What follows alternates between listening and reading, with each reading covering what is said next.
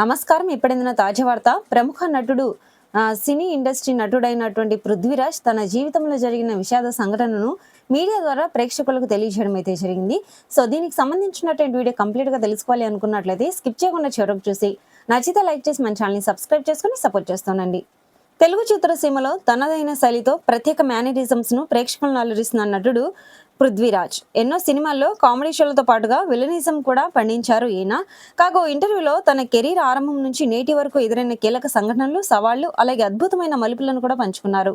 ఆయన మాట్లాడుతూ 1989లో ముఖ్యమంత్రిగా ఉన్న ఎన్టీఆర్ క్యారెక్టర్ను తాను గండిపేట రహస్య చిత్రంలో కూడా పోషించానని పృథ్వీరాజ్ అయితే గుర్తు చేసుకున్నారు. ఈ చిత్రానికి కృష్ణ, విజయ నిర్మల, ప్రభాకర్ రెడ్డి వంటి ప్రముఖులు దర్శకత్వం వహించగా విజయ నిర్మల, నరేష్ కూడా నటించారు. ఈ విడుదలైన నారాయణగూడ దీపక్ మహల్ థియేటర్ వద్ద కూడా ప్రభాకర్ రెడ్డి గారితో కలిసి చూడడానికి వెళ్ళినప్పుడు దివంగత నటుడు హరికృష్ణ ఆనాడు తెలుగు యువత ప్రెసిడెంట్ నేతృత్వంలో నిరసనలు, డౌన్ డౌన్ నినాదాలు అయితే ఎదురని పృథ్వీరాజ్ అయితే వివరించారు. ఇంటర్వ్యూల సమయంలో లోపలికి వచ్చిన హరికృష్ణ ప్రభాకర్ రెడ్డిని ఉద్దేశించి అంకుల్, మీరు ఇలా చేస్తారని అనుకోలేదని అసంతృప్తి వ్యక్తం చేశారని, ఆ తర్వాత తాను ప్రభాకర్ రెడ్డి అక్కడి నుంచి బయలుదేరామని కూడా తెలిపారు.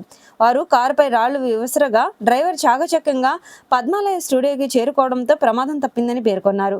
ఈ సంఘటన తర్వాత స్టూడియోలో ఉన్న ఇతర నటులపై కూడా దాడి జరిగిందని, తనను చంపేయాలని ప్రయత్నాలు కూడా జరిగాయని, ఆనాటి భయంకరమైన దృశ్యాల అనుభవాలను కూడా పృథ్వీరాజ్ అయితే పంచుకున్నారు.